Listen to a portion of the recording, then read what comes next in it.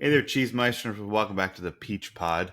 That would have been San Francisco Days by Chris Isaak that was playing during one of the montages of Brandon and Emily cavorting, I think is probably the right word, around the streets of San Francisco, not the TV show.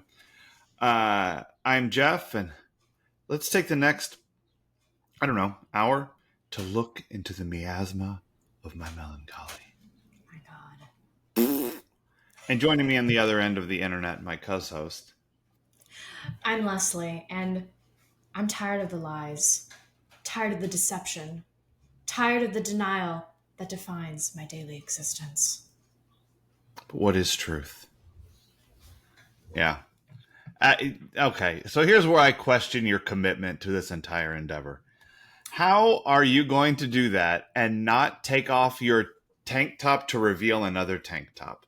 Like, you just no commitment to the bit at all. This is a shame. Here's the thing. I had it in my brain to do that, but then I remembered you 30 minutes ago texted me and I was running behind and I didn't want to be running behind, so I forgot about it until I sat down, and I'm locked in by a TV tray.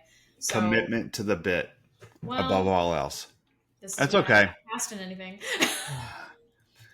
Look, and if you're not willing to take an unpaid job with 1 week's notice, without having seen the script, that involves full frontal nudity, I don't even know what you're doing in this business. And by the business, I mean the industry. I know. Shame on me for having standards. Look, I think you have real talent. I think you could really, but you have to commit. You really have to commit. And by talent, he means boobs. Uh-huh. Yes, he does. This week, Cheese Meisters, we are discussing Season 4, Episode 13, Emily. Original air date, December 1st, 1993. We're out of sweeps.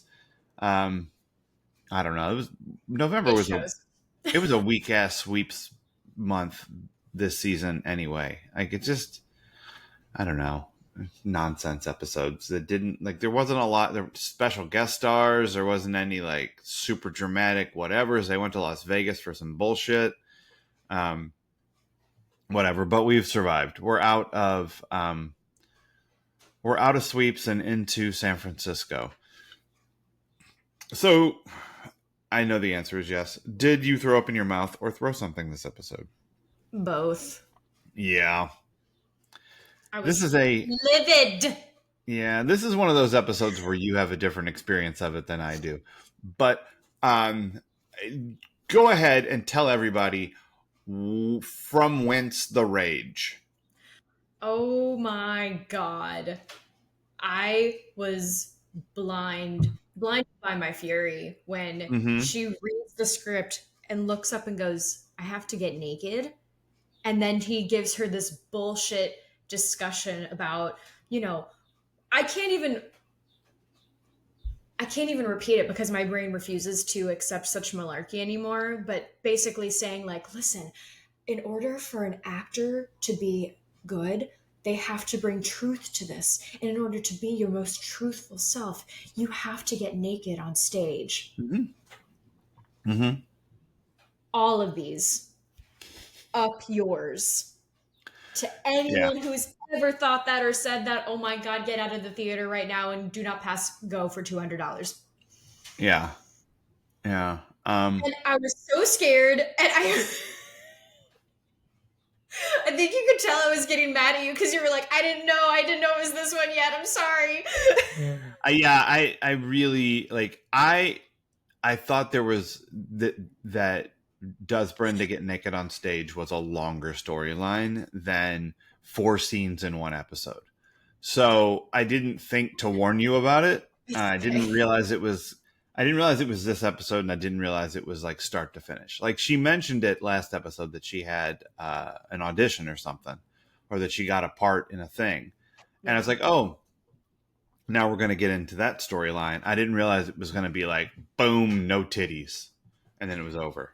I was so proud of what she ended up doing with it. Ruining the play?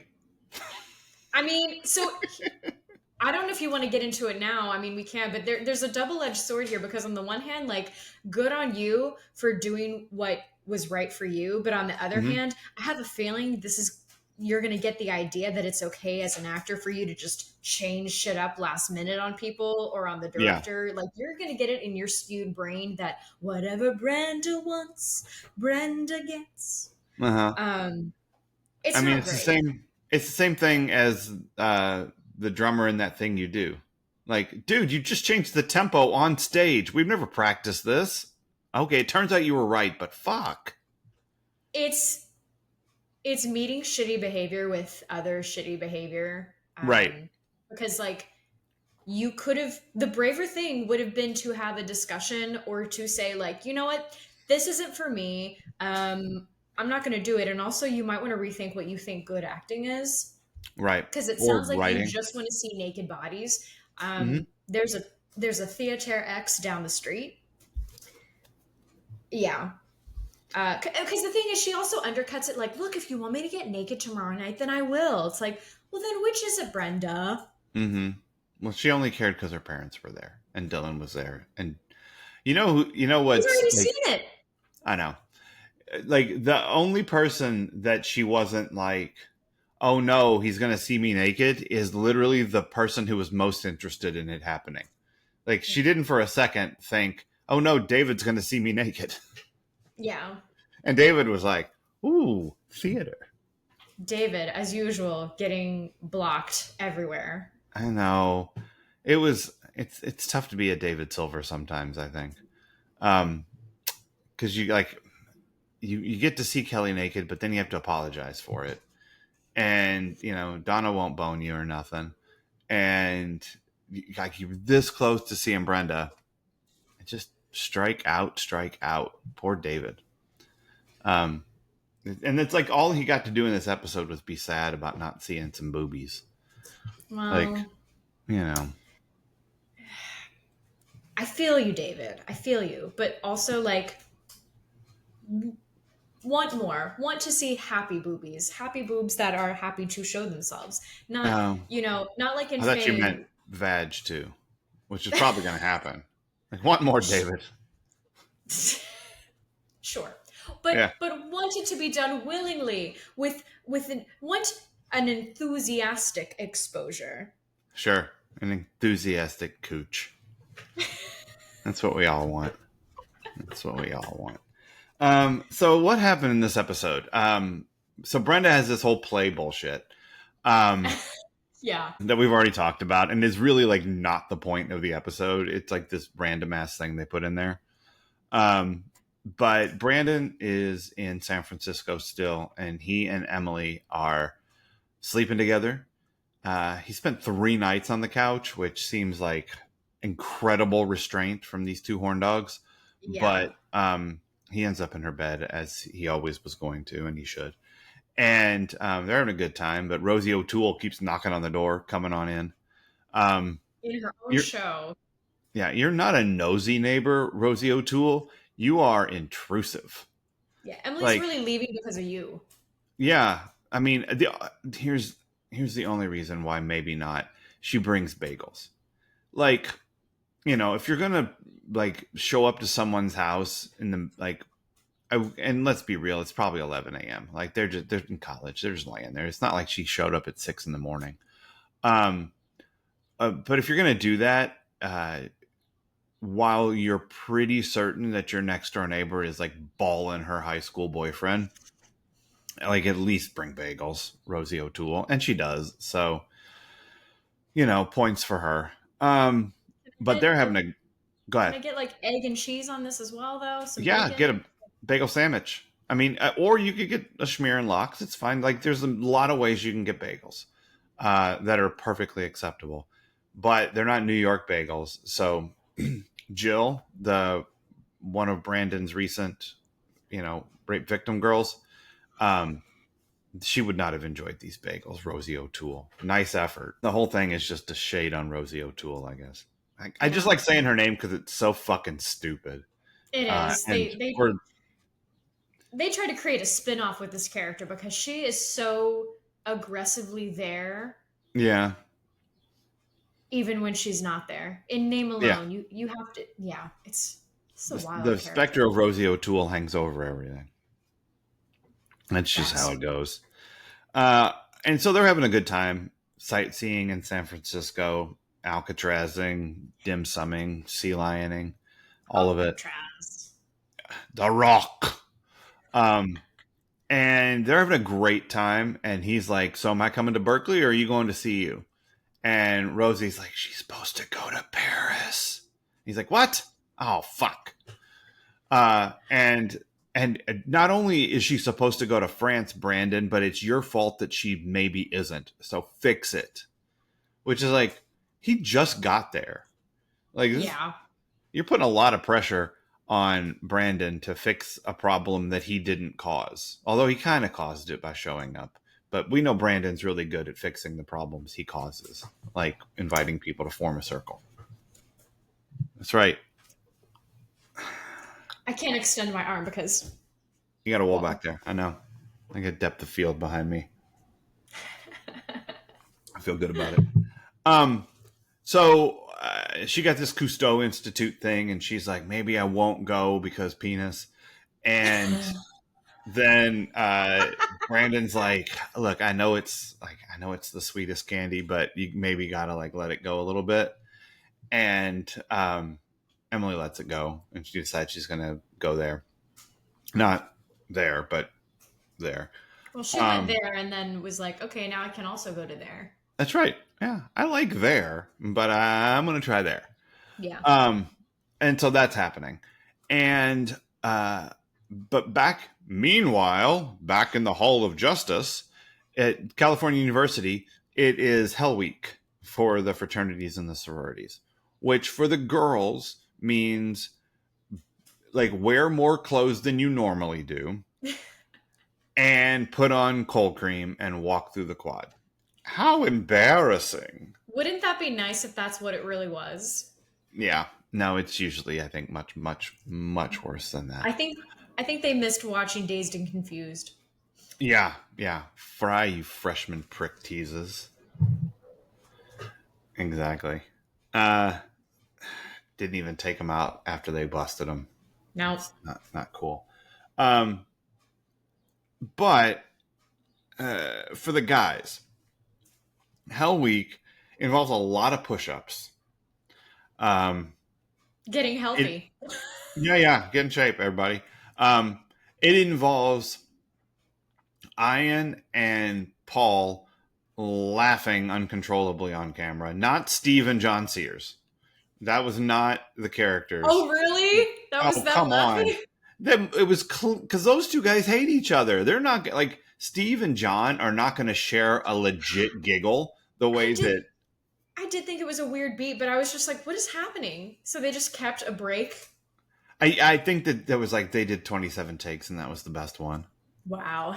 You know what I mean? Like that's just Senior Spielbergo like gave up and just said we're going to put this one in the clip.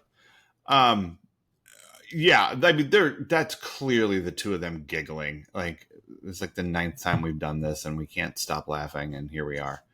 But then Steve has to do more push-ups and they got to march again. There's a lot of marching in this episode. And then there's a scavenger hunt. And Steve is given a key that will allow him access to Professor Randall's office, where Steve can steal his prized possession, a signed Jackie Robinson baseball. Look, Corey, don't keep that shit in your office. It's a terrible idea. That is, I don't know what a signed Jackie Robinson baseball would go for. You know what? I'm going to look it up. Well, good luck because he might have been erased from the internet. Well, there's that. Signed baseball, Jackie Robinson. Huh. Okay, well, some of this shit is low priced. I don't buy it. $250,000. It should be worth more. I think these are fake. I think they're not real signatures. Yeah, okay. Because like the top things that show up are like these sponsored links that are like $200. I'm like, nah, what? but then if you scroll down, like there's one that's like $70,000. Oh wow. One that's $7,000. One that is $45,000. I don't know. And then there's one that's like $55 pre-owned. Like, what? This is not correct. So I don't know. I feel like this market is bullshit. But it's worth more than $50, and you shouldn't keep it in your office at California University. I don't think that the security guards. I don't think that I don't think the place is bonded for that. No. Like, I think there's a problem for you trying to cash in your insurance when you're keeping it in a room that's locked by, I don't know, twine.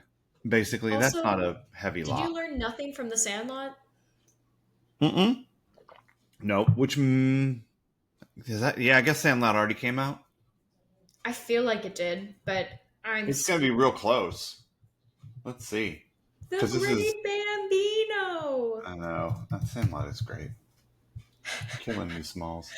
It did come out in 1993, and so yeah, that's right around this time. Yeah, I want to get a release date because this is the end of the year. This feels like maybe it was a summer movie. I would hope. Come on, man. April. So it would have seen The Sandlot by now. Maybe they were inspired by The Sandlot to have Steve steal this baseball. But Steve is like immediately arrested by campus security. Like campus security on CU. This is the problem. Steve is like, look, I had a scheme in high school. I had Herbert. He helped. And we had the legacy key and we got into the school and no security to stop us. It'll probably work the same here. I mean, it went badly then, but I've learned. And I think I'll be able to pull this off. It didn't occur to Steve that they hire security guards on college campuses. So no, it didn't occur to him that there would be more security. Maybe not even security guard, but that there would be more security. Yeah, on campus. Any security. Yeah. Steve busted. I know this won't happen, but what I would love is if, when he goes to jail, the warden pops out and it's Mrs. Teasley. And she's like, Finally. And then she breaks out into "When you're good to Mama, Mama's good to you." Oh, I feel dirty. Well, it's from Chicago, so it's probably meant to be a little dirty, but no, Steve Sanders wishes. I know. I don't want to see Mrs. Teasley sully herself on the likes of She wouldn't. Sanders. Hey, don't worry. In this fanfic of mine, she doesn't. She would never, but she's definitely gonna have a crop and hit him. Oh, okay. Dirty. Okay. Kink. I like it. It's me. Of course I'm going to add that in. No, I like it. Bring the pain. All right. So there are a few things I think that this episode is really about, but the number one thing that this episode is really about, and there's no way you could know this, is it's Morton Muntz, everybody. Who is this? It's the frat brother standing next to Steve both times he has to do push-ups. Okay, but why did they give him a 75-year-old name? I don't know. But Muntz is maybe the only pure character on 90210. You're gonna just love Muntz because he doesn't do anything wrong. He's just around having fun all the time. Nice. Like, I love Muntz. Everybody loves Muntz. So Morton Muntz in the house, first appearance. So this is really what it's about. We've started the Muntz era. I think he has like one line when he's like trying to do push-ups or something. But Muntz is here to stay. Welcome, Muntz. Yay, Morton Muntz. All right. So you forgot a subplot. You forgot that Andrea Dan Rubin is actually a racist. Yes. Okay. So Andrea is also like, hey, I should probably break up with Dan because I met Jesse twice and he remembered my name and Donna remembers his name. That's weird, but whatever. Um, Donna's just friendly. And but she's like, I think I'm pieced out on Dan because like he doesn't want to get married and his parents are rich or something. And I don't know. I His just don't feel mom. it. Yeah. I mean, look, red flags when his mom is like, I was a med student too, and then I met him and now I'm a doctor's wife. And Yeah. you should probably do that too, Andrea. That's the way of women. Um Well, and also red and flag when they say they don't want marriage, ask me why in 5 years, but also I really need you to meet my parents. uh-huh. Which is it, hun? Right. And my parents, not for nothing, are going to be pushing you to give up any hope of a career to marry me. My Yeah. jangly ass. So, uh, but she's like, I think I'm done with Dan. I think I like this Jesse fella, but I don't know how to do it. I don't want to break up with him. And, so Dan's like, he shows up. He's like, hey, I left you a bunch of messages. How come you're not calling me back? Let's listen to your answering machine together. Um, in front of God and everybody. Oh my And God. the first message is I don't know, is there the first message from Dan or the first message is straight up from Jesse, like come to my softball practice. Which, Um okay, innocent enough. sure. But Dan's like, "Oh, wait, that's a dude's voice. Wait, that dude has a Mexican sounding last name. Um what is this, equal opportunity?" And Andrea's like, "Fuck off, Brooke." Yeah. Like, Jesus. Brooke with better hair. Longer flowing hair, Brooke. Um, And he's like, it can't be racist. I'm dating you. that's Excuse right. me? Yeah, don't call me a racist. We're going out. We're sleeping together. And so Andrea's like, no, I solidified. I'm out. And then the last voicemail message that Dan Rubin leaves her is, I love you. And it's like, ow. Like, was that needed? Do we have to have that? Like, No. It was. Oh, the other thing that really bugged me is, she's telling him she's not into him. And he goes, well, what about my feelings? And I thought, so what? She's supposed to fake it for you? sure. Yeah. Haven't you seen his hair? It's gotten a What little. would you do? His looks have become a problem for me. Oh, okay, I They've been understand. going a little hog wild on those hot rollers in his hair. Well, at least they haven't become a problem for the band. They're about to be. Almost Famous. Um. So yeah, so she breaks up with him and she goes to Jesse's baseball practice or whatever it is they're doing, and turns out that Jesse is not just a poor Hispanic bartender who remembers pretty girls' names. He's also a law student at UCLA who went to Yale, which is a long story. It's not, Andrea. It's not. I wanted to go there and then I didn't. That's the end of the story. It's a short one. Do you know Jordan Bonner?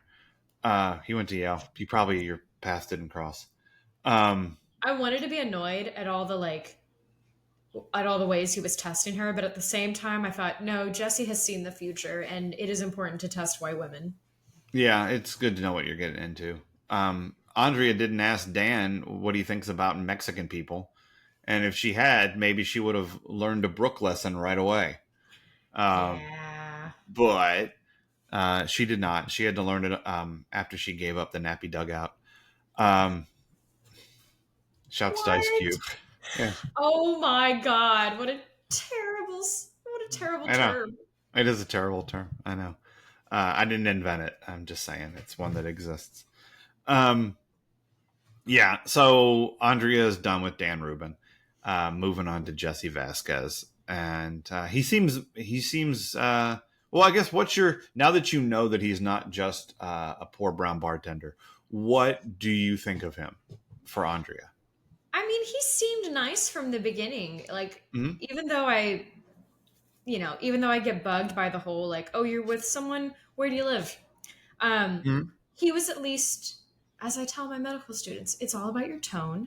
Uh, it's all about your approach. And he has a nice, gentle, relaxed air about him. So he seems like a good guy. Mhm. I've also seen pictures, so I have ideas of what the future holds. But that doesn't mean it's going to be an easy path for them to Sure. that.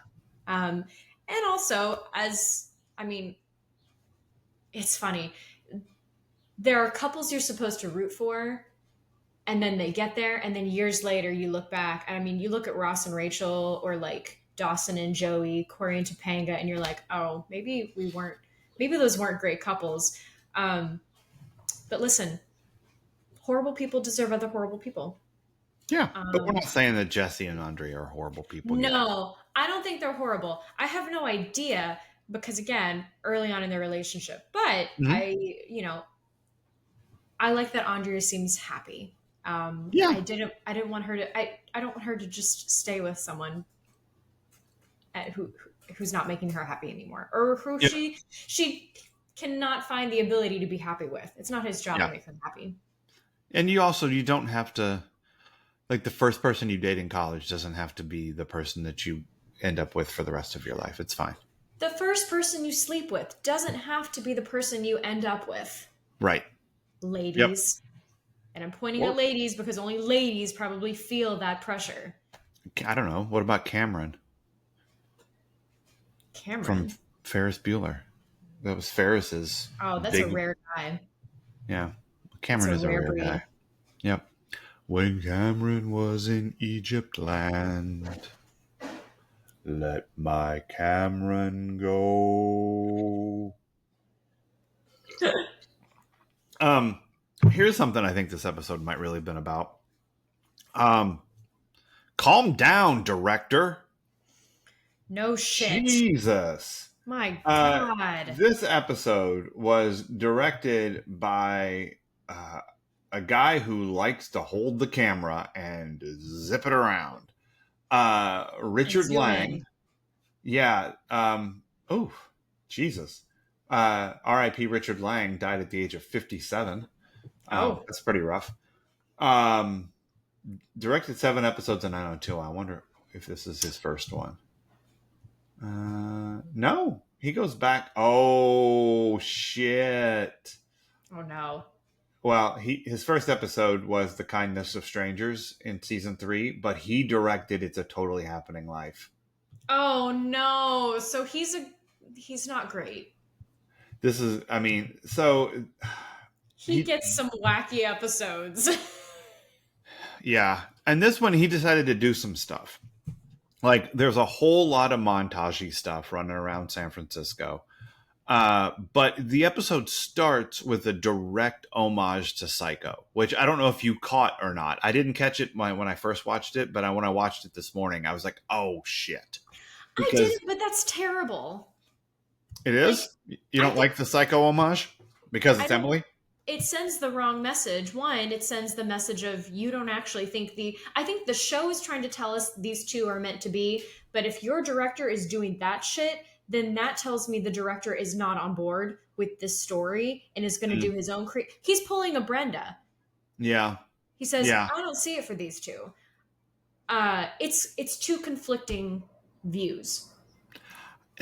And I don't know that he was saying anything about their relationship.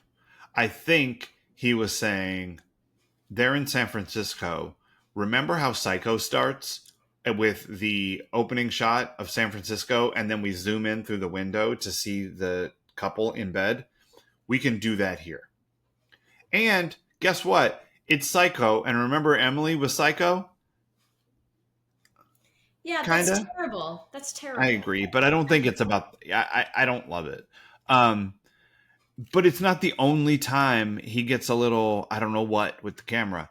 The whole dim sum scene where the camera is on the I don't know what you call it, in the middle of the table, the thing that turns. Let's call it a lazy Susan. It's what I wanted to call it, although I don't know that it is, but maybe it is. I don't know. The lazy Susan in the middle of the table, where Brandon turns it turns the camera to her, and it turns. I mean, it's just so extra. Like, why are you doing that? It's Well, and they don't do anything because when he turns into her, she doesn't take anything from right. it. Yeah. It's Yeah. pointless. It is. It's very pointless. But it's like, look at what I can do. It's high school theater of having people move just to move, and you're like, but why Yeah. did they get up? Yep. Because you have to be over there at the start of the next scene. I see that. Um, and then there's like that upshot of John Sears when Steve is doing the push-ups, where it's like legs and Yeah. the towering menace of John Sears. And then they take those tracking shots throughout the quad when everyone marches through. Yes. Like there's just like it doesn't feel like a normal 90210 episode. I was waiting for it to be a Jason Priestley episode because of all the wackiness.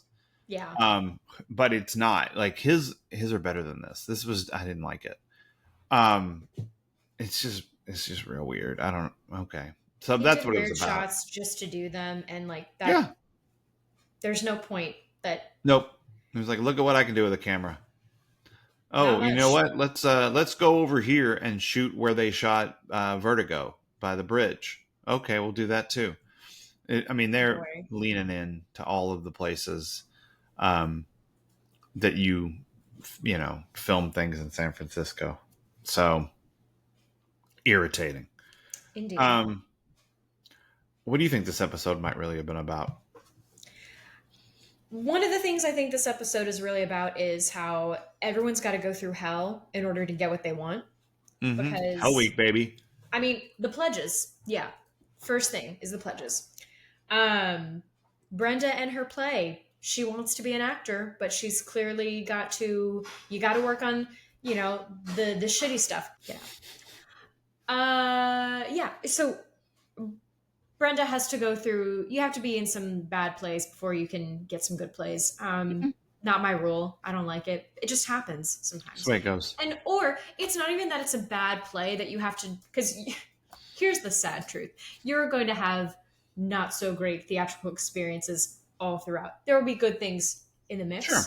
and that's great. Just like bad jobs can happen at any time. It's not just in the beginning.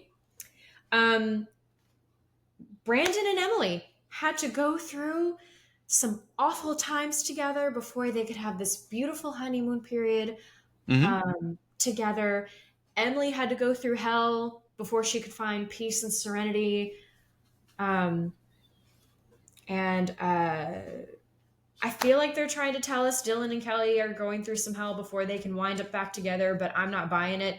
Also, Kelly seems to think that she didn't do anything wrong and that this breakup is not her fault. I don't know. That doesn't really tie into what I think the episode is about, but I just need it said because Kelly's acting like she did nothing wrong, and like Dylan not wanting to be with her is his fault. Yeah. Yeah, I don't know what's up with Dylan. I mean, he got over that gun trauma pretty quick, I suppose.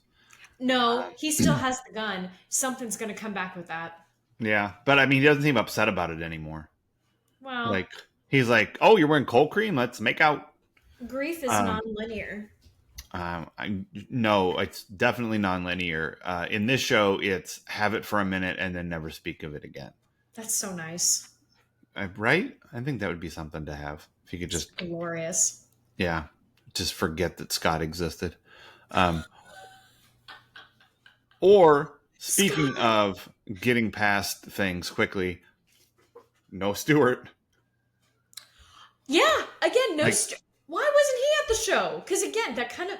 I still have the theory that they're going to break up over her kissing someone on stage.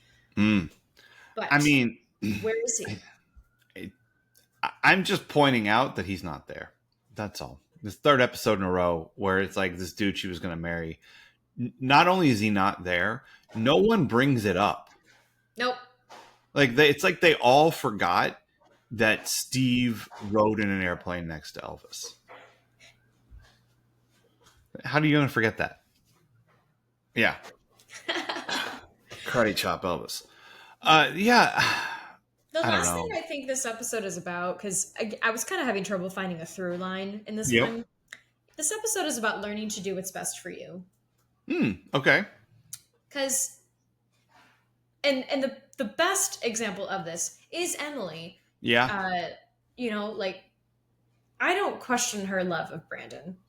You know, Right. I kind of question Brandon suddenly being able to say "I love you" after having just said, "I don't know if I ever love them. I don't know if I'm capable of love." I love you, I love Brandon. you. I love you.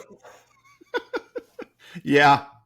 It was a bit of an about face, It was, which which, fits the military marching theme of the episode, but well, yeah, and also I think sometimes, I mean, I don't know if it's your first love or maybe down the road.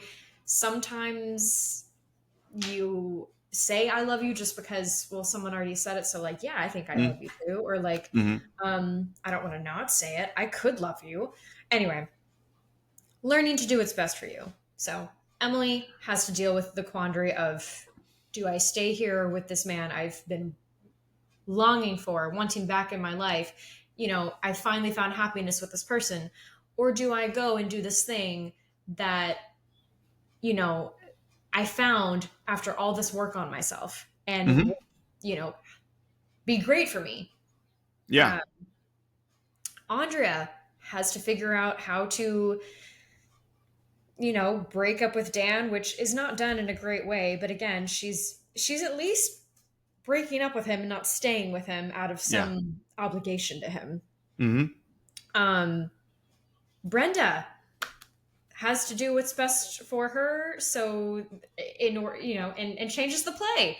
Mhm. Um, Granted, she undercuts it later on by saying like, "Hey, I'll go back to it if you want." Like, um, even though obviously she's not going to have to. She must have Right. seen Funny Girl and seen when Fanny put the pillow under her wedding dress and was like, that, but removing clothes. Yeah, I don't know the Funny Girl reference. I know what Funny Girl is, but It's I've not great. seen it. I Um, agree with you, and I think that the flip side of it is um when you don't do that, you end up in Steve. Corey Randall's office. Yeah, that's exactly it. It's like there's a lot of people in this Hell Week trying to make people do things they don't want to do. Mm-hmm. And everyone who draws a line and says, that's not going to work for me, brother, Hulk Hogan style, Yeah. ends up in a better place. The one person who doesn't, the one person is like, I know how this ends, but I'm going to do it anyway. Is stupid fucking Steve Sanders, and he ends up bizusted. Yep. So, we've got that to deal with moving forward, which is going to be fun. Um, I do think that one of the things that comes up quite a bit in this episode is um,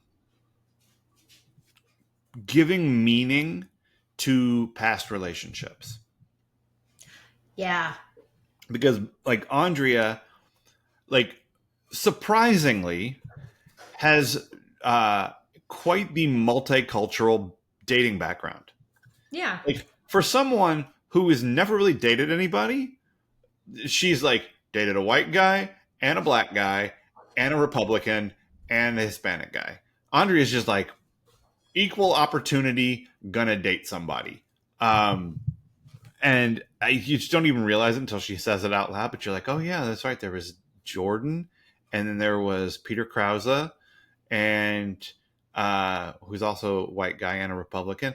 But like the number of times she almost dated Brandon, and it's just, and now and then Dan, and so yeah, Andrea's just, and she has this experience and she contextualizes it when she's talking to Jesse, because for her she didn't even think about it, and for him he wanted to make sure, which is fair, that he wasn't getting into some, I don't know, like, Get out.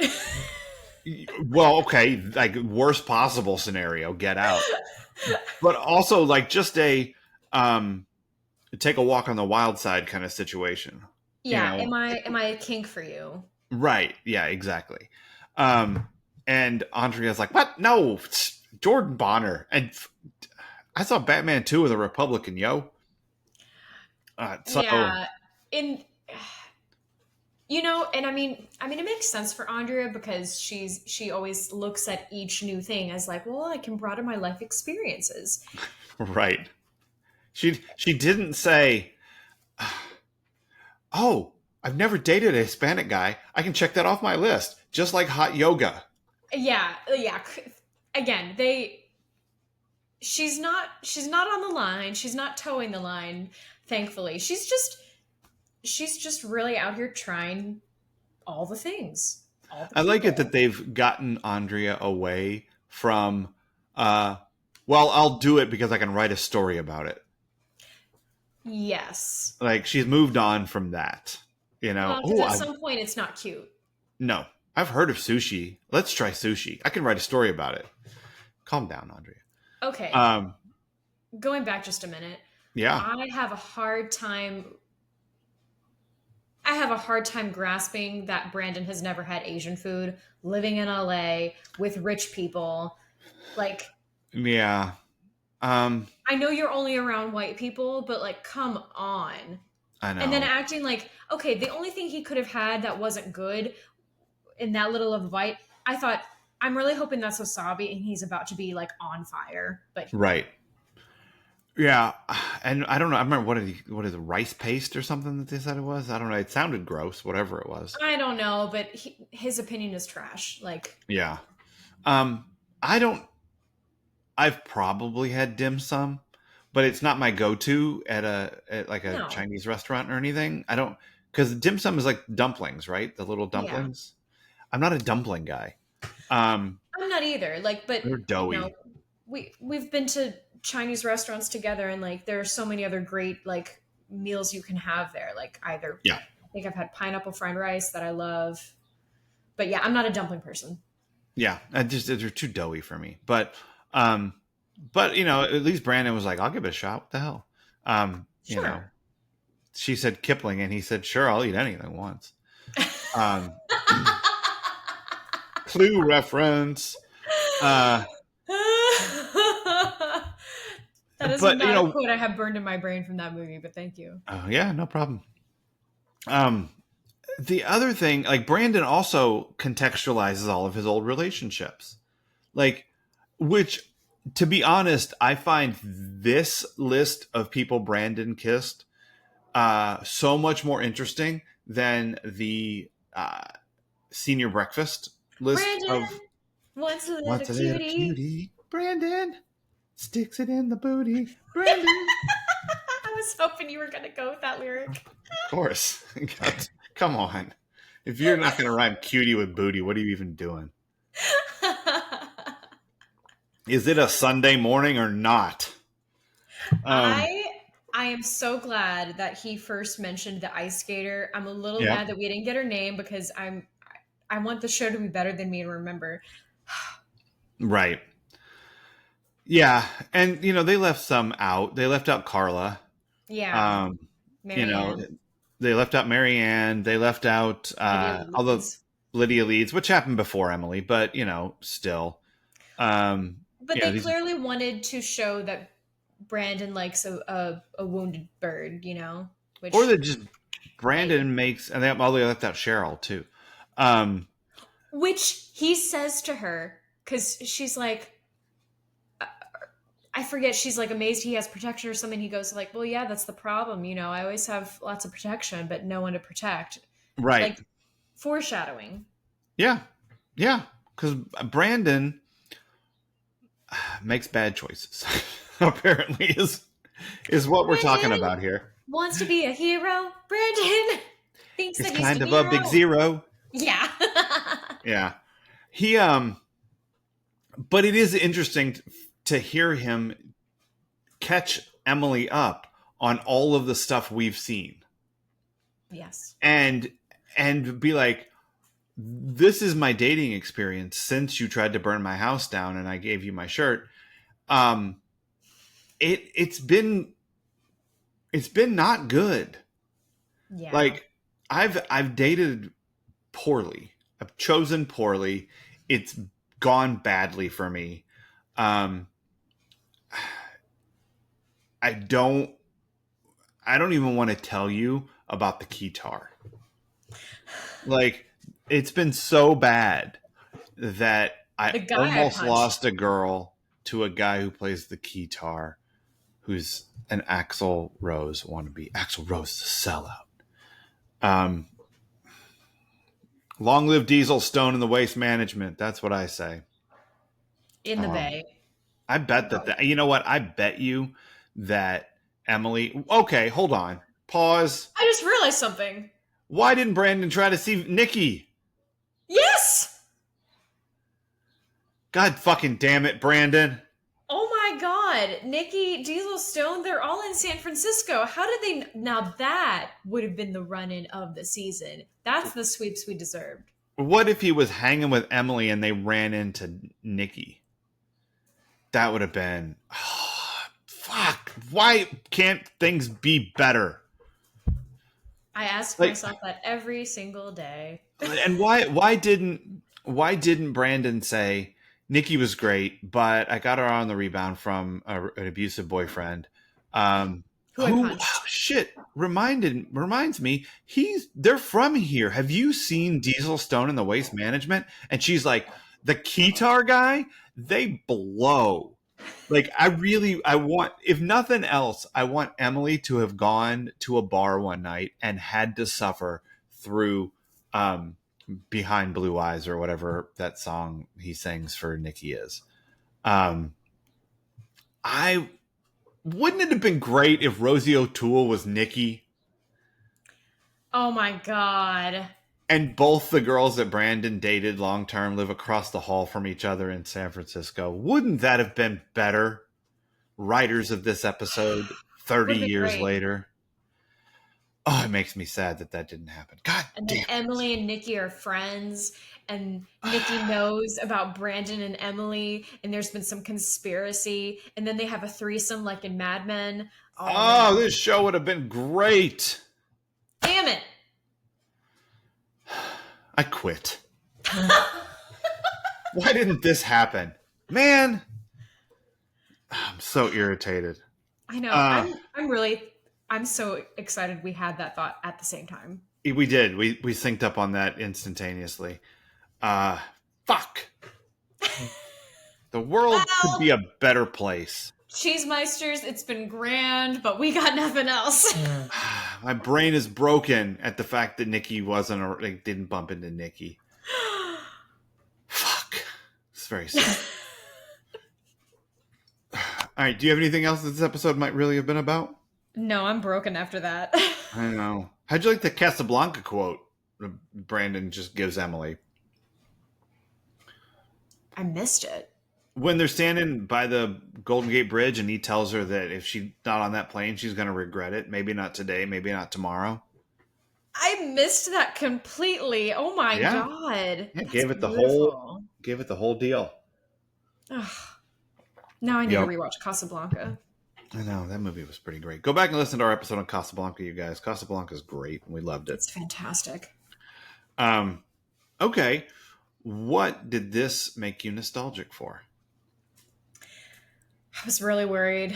Like when I first watched it, I was going on a tear around the house about I made a whole list of people for Walter. But then thankfully on this watch, I thought of something that ties into this Okay, in a great way. So the first play I got cast in college was an off-campus production of a Susan Laurie Parks play called Fucking A. Everyone go read it. okay, Uh, and in the audition process, you have to fill out a form. And on the form, there was the question, are you comfortable with, I can't remember if they asked, are you comfortable with nudity or are you comfortable with being in a state of undress?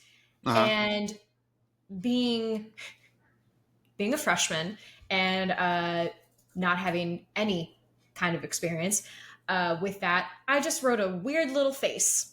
I drew a little face in response. And the director in the audition, after I'd auditioned and everything, was like, "So, can we talk about this response?" Because And what does it mean? exactly. And I just said I'm comfortable going down to bra and underwear or a slip because Right. you know back then, and still a little bit now, I'm not comfortable showing my midriff. So the director thankfully kept me in a slip. And but there was a moment, so there's a scene where my character has to seduce her husband, Uh-huh. who's not interested at all.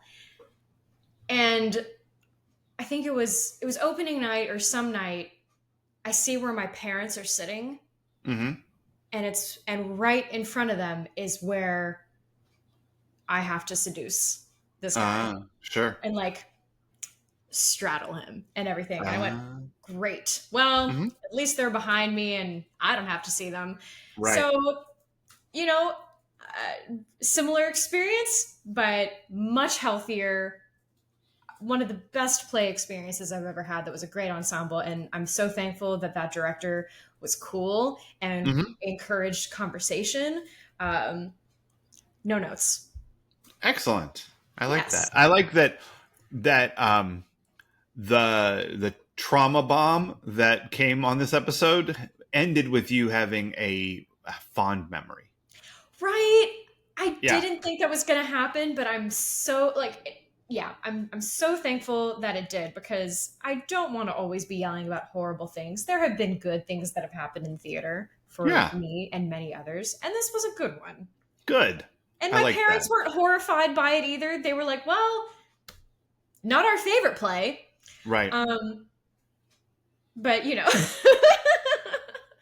Well, invite them next to the live stage production that you're going to put on of Tombstone, where you do the horse riding sex scene. Like if they thought, look, if people were like Warhorse, wow, show Equus. them, yeah, Wow. wow, yeah, show them this dirty horse sex scene, live on stage with prop horses. Oh Like my god. that look like real horses. A one woman production of Tombstone is fantastic. There you go.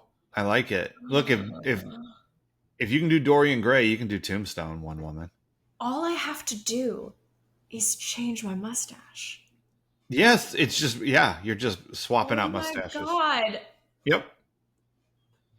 I like it. Yep. All right. I'm dumbfounded. This is Jeff, but I already have too many ideas and not enough time and money to make these things happen. We don't have to do all of them at the same time. You can just write this one down, and when it feels like the one to work on, start working on it. That's what I think. Know. But I'm like Alexander Hamilton in that I feel like I have to write like I'm running out of time, but I'm too crippled by being overwhelmed. Well, things worked out okay for him, so I think to a point. To a point. All right. What this makes me nostalgic for is the wonderful decision I made to never join a fraternity, because this looks like some bullshit. All of it looked like bullshit, and I didn't want any part of it. I'm glad I didn't participate. I'm glad I didn't have to Hell Week. Me and Brenda and Andrea are like, peace out on this bullshit. Yep. I'm real okay with it. I will say, Kelly Taylor, super fucking cute in Cold Cream. Of course she is. Like it's almost annoying how she is just cute all the time. Yep. Have you seen that Jenny at like 52 now is doing her first underwear ads? I don't know if I've seen her doing those ads, but I've seen her doing others. The print pieces. Okay. I haven't seen video. I've seen print. Cute. I mean, she's still adorable. She looks great. Yeah. Like, keep doing what you're doing, Jenny Garth, because you're doing awesome. No notes. Fucking great. Wear some Cold Cream, maybe. Maybe that's a note. The next one, Cold Cream. Just cute as a button. I don't know how many people still do Cold Cream. I don't either. But all of the girls in the Alpha House, apparently, that day. That's really funny. I know. It's just they wore so many clothes to walk through the campus. That's why Gen X looks better than most millennials. That's right. We didn't do the Cold Cream. We have a skin regimen. Okay. So, who is your Steve Sanders Memorial worst person of the episode? It's the director. He's pretty rough. Like, yeah. There were some contenders. Uh-huh. Like, I wanted to give it to Dan because that was shitty of him to make that comment, to think that way, and to just to behave that way in a breakup. Like, you can make the argument like he's hurt. You can still handle a heartbreak with aplomb. You can get broken up with without using the N word. Yeah, it's totally possible. You don't have to immediately become racist the second you're broken up with. I wanted to give it to Rosie for being a busybody, but no, she brought bagels. But no, it's got to go to the one who triggered me. Yeah, it's the director. Fuck you. Okay, I feel that. The director is terrible. Like, mostly because that thing he wrote is pretentious and ridiculous. Yes. Like, oh my God, get over yourself, Mr. 19-year-old. But like, that's such a small part of the episode. Like that storyline is so tiny, and I'm so glad you got to a happy place with it, because it's like, honest to God, I think the only reason it's there is to show that Brenda likes acting. Yes. Yeah, so he's terrible, and that plays awful. But my worst person of the episode is Jesse for calling himself a homeboy. Nope. Can't do it. That's fair. I can't ride with someone self-identifying as a homeboy. I just can't do it. It's especially when it's like Mr. Bartender law student guy who's like, I am a homeboy. Calm down. I mean, it's very clearly written by a white person who thinks that if you're a man of color, you are automatically a homeboy. And like, I mean, I wish the actor had felt empowered to be like, really? Yeah. You have me saying, I mean, he could have been fine with it, and that's fine. That's your prerogative. But still, like, it just, some white writer was like, oh, I can write him saying this. There is, next season, there is a scene, Jesse stays around. Sorry, you've seen pictures. Yes. There is a scene next season where it's the most ridiculous shit Jesse says, because like Jesse doesn't walk around like throwing around any kind of slang at all. Jesse is a second-year law student, like button-up kind of guy. And there is an episode where he and Steve are having a conversation, and oh my God, it irritates me to this day. No. So, yeah. God. Yeah. So yeah, don't call yourself a homeboy, Jesse. I don't like it. Yeah. That's where I'm at. Edict. Edict. Don't call yourself a homeboy, Jesse. It's a very specific edict. I don't want anyone to call himself a homeboy. I don't like it. It's a cheese ball. All right. So I think we did it. We did it. I think we successfully shamed Jesse for calling himself a homeboy. Yeah. This show's ridiculous. All right. Here's what's going to make me so fucking happy, Cheesemeisters. Join us here on Friday when we are going to stay in San Francisco. We're going to visit Alcatraz. We're going to... Now, this is a story that the other tour guides won't tell you. We're going to get such wonderful San Francisco-ness next week or on Friday when we watch So I Married an Axe Murderer. I'm so happy. It might be my favorite movie from when I was in college. Nice.